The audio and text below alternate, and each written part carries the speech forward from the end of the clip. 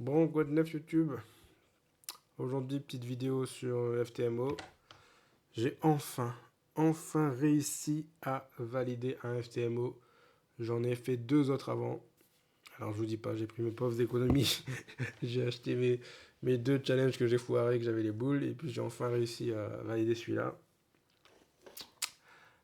Donc épisode assez simple. Je vais essayer d'expliquer un petit peu ce qui a fait que celui-là a été validé.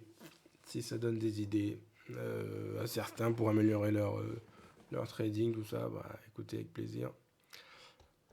Premier élément qui fait que ce challenge-là a fonctionné, c'est qu'il y a beaucoup moins de risques. Oui, je sais, on veut devenir riche rapidement, sans effort, sans perte, sans...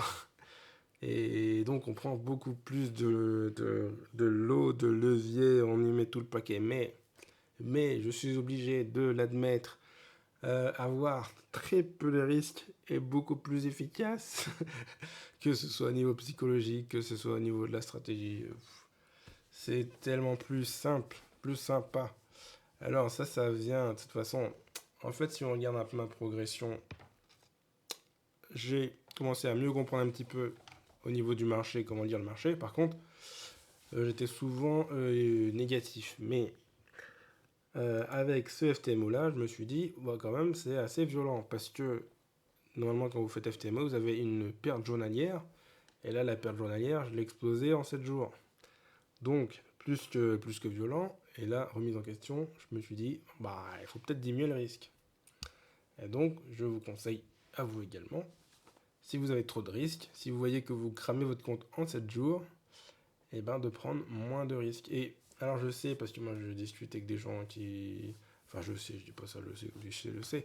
Mais par rapport aux gens que je côtoie des fois, je vois que les gens aiment bien prendre beaucoup de risques pour rester un peu dans un mode casino, dans un mode de on va gagner vite et au final bah, ils crament le compte ou ils crament le challenge et puis ils repartent plus frustrés, plus déçus qu'autre chose. C'est dommage. Donc ça, premier élément, le risque. Moins de risque. C'est pas Motoriaku risque, moins de risque. Alors ensuite, le deuxième élément qui fait que le challenge a été validé, c'est aussi le fait de faire moins de contre-tendance et parce que j'étais un peu scotché dans une stratégie de contre-tendance tout le temps, chercher contre-tendance, contre-tendance. Alors qu'au final, une stratégie en tendance bah, qui est plus chiante, c'est moins marrant. Je vous cache pas, je sais, c'est moins marrant. On s'amuse pas, c'est comme le moins de risque, on s'amuse plus. Euh, mais ça marche mieux, ça marche mieux. Ouais, oui. Ouais, oui. Et puis, alors, deux éléments là-dedans. Déjà, contre-tendance moins, mais aussi des TP plus petits. Alors voilà, ça aussi c'est plus chiant parce qu'on se dit bon on gagne moins, etc. Mais sur le long terme, ben, on gagne plus que si on avait fait, allez, si on avait essayé de chercher des gros TP, des trucs. Bon, voilà. Donc là on a trois éléments déjà, moins de risque, des TP plus petits et surtout varier les stratégies, arrêter de chercher de la contre-tendance.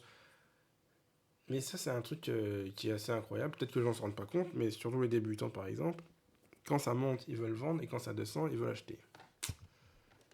Bah non, si ça descend, tu vends. Si t'embêtes pas, tu vends, tu vends, tu vends, tu vends, tu vends, tu vends. Et quand tu vois que ça ralentit et que ça repart dans l'autre sens, là, peut-être que tu achètes. Mais pour l'instant, tu vends, tu vends, tu vends, tu vends, tu vends.